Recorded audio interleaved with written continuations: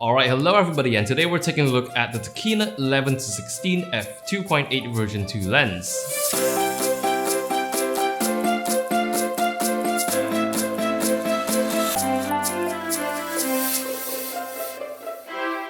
Alright, hello everybody, and today we're taking a look at the Tokina ATX Pro SD 11-16 f2.8 IFDX version 2 lens, or at least that's what it says on the barrel of the lens. We'll just stick with 11-16. So this is a ultra wide angle lens designed for crop censored cameras made by Tokina. Now this lens goes for about $450 on B&H, and like I said just now, this lens is designed for crop censored cameras. However, if you notice, I have the Canon version right here. It mounts to the EF index, not the EFS mounting index. So you can actually mount this lens onto a full frame camera, albeit with extreme vignetting. Now taking a look at the build of this lens, it is a modest sized lens. So it's not huge, but it's not very small either. I would say it's just the right size, and it does have quite a bit of weight to it. Now this lens has a 77mm front filter thread, which is a good thing because it is a very common size for filter threads. This has 9 aperture blades, and majority of the build, actually the whole lens, is made from plastic except the rear metal mount.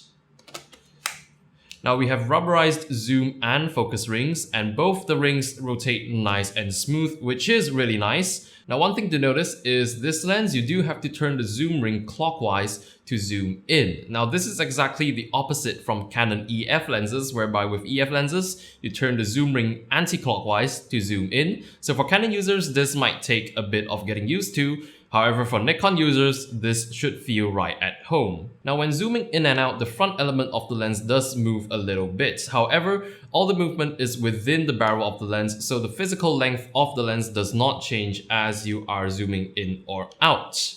Now when you are in autofocus mode, the focusing ring is completely disengaged. So the focusing ring rotates freely, and turning the focusing ring in AF mode does absolutely nothing. So unfortunately, this also means there is no full-time manual focus on this lens. Now the way you change the lens from autofocus mode to manual focus mode is a little different on this lens compared to conventional lenses, because the way you do it is you actually pull the focusing ring back. So it sort of acts like a clutch, engaging the manual focus. And then when you turn the focusing ring, you will see the distance scale start to move along as you turn the ring. Now when you approach the ends of the focusing range, there are hard stops, so you will feel it on the focusing ring, and when you approach the ends, you cannot turn the ring any further until you disengage manual focus, and then the ring rotates freely again. However, the action of pulling and pushing the focusing ring back and forth like this doesn't feel very solid at all. In fact, it feels very loose and clunky. And to be honest, this doesn't feel like it's going to last. Now when it comes to range of this lens, of course it's not going to be amazing. It's only 11mm to 16mm, but what you do get is a constant f2.8 maximum aperture. Now when it comes to autofocus, the AF on this lens is driven by the traditional micromotor. So the autofocusing of this lens is going to be a little on the slow side. And because it uses a micromotor, it does make a bit of noise when focusing. I'm going to hold the lens up to the microphone so you can hear what noise it makes. This is the AF noise, and to be honest, it does get annoying after a little while. Now when it comes to actual image quality on this lens, at 11mm, which is the widest end, there is quite a lot of barrel distortion. However, as you zoom into 16mm, there is much less distortion over there. And when comparing test shots taken at 11mm, the sharpness in the center is decent when wide open at f2.8, and it sharpens up ever so slightly as we stop down to f5.6. The edges wide open at f2.8, however, are quite soft, but they do sharpen up significantly as we stop down to f5.6, however still not as sharp as the center of the image. Now given that this is an ultra wide angle lens and with a minimum focusing distance of only 0.3 meters, this lens really allows you to get right up close to your subjects. You can get really up close and personal with your subjects. And along with the f2.8 aperture, this gives you nice ultra-wide performance in low light. So then you have a much wider maximum aperture to work with, so you don't have to bump up your ISO that high.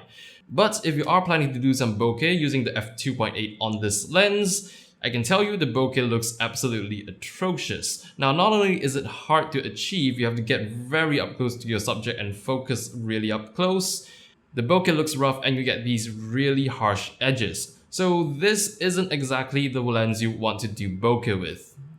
Now, as of overall, this is a very nice ultra-wide angle lens for crop sensor cameras. Now, although there are a few things I don't quite like about this lens, this is still a completely usable lens, and this still functions great as an ultra-wide angle lens. Now, a few minor complaints I had about the lens was the AF motor, the micro motor particularly, and the manual focus to autofocus switch, or the clutch, I might say, which doesn't feel very solid at all, and the fact that there is significant distortion at the widest end. However, you can easily fix that in post.